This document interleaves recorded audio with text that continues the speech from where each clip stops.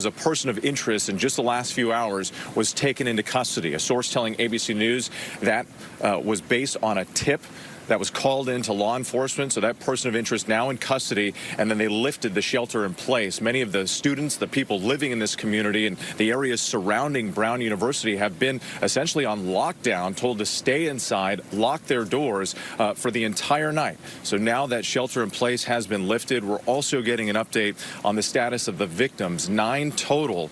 7 people are still in stable condition at the hospital. 1 critical. 1 was discharged from the hospital. Of course, 2 students were also shot and killed in this mass shooting. Let's bring in our chief investigative correspondent, Aaron Katersky. Aaron, I know you're getting new information about this person of interest. How confident are authorities that they have the shooter? They're confident they're calling this individual a person of interest, but as you heard the authorities say, they are not looking for anyone else, and they are lifting the shelter-in-place order around Providence, Rhode Island. So right now, they believe they have the individual responsible for killing 2 people and injuring 9 others on the campus of Brown University. The authorities detained this individual of interest, we're told, based on a tip that they received overnight, and the authorities did not put out much for the public to go on. There was a snippet of video showing a figure dressed in black leaving the engineering building, rounding the corner there.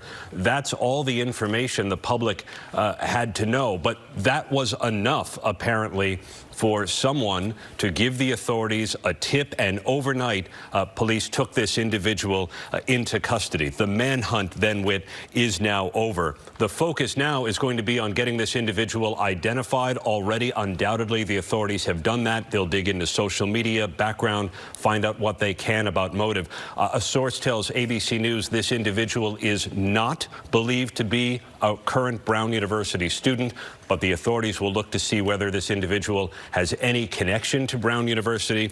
This shooting occurred at a big lecture hall. A small group was studying for final exams, which are canceled for the day. So the hope was always that someone in that lecture hall may have come back with a better description than the public was able to see in that video. Right now, the authorities are working with the Attorney General's office in Rhode Island to figure out charges. So it appears this individual is going to be charged locally. The FBI was involved, but it does not seem to have a wider nexus to any kind of terror group. That, at least, is what officials believe right now with this individual in custody and the manhunt over. All right, Aaron Katersky for us. We appreciate it. And once again, a large police presence here on the ground around the campus of Brown University. More than 400 officers from various agencies, the FBI, ATF, and local law enforcement on the scene. The shelter in place lifted. And once again, the mayor telling people here that they can breathe a little bit easier as this investigation continues.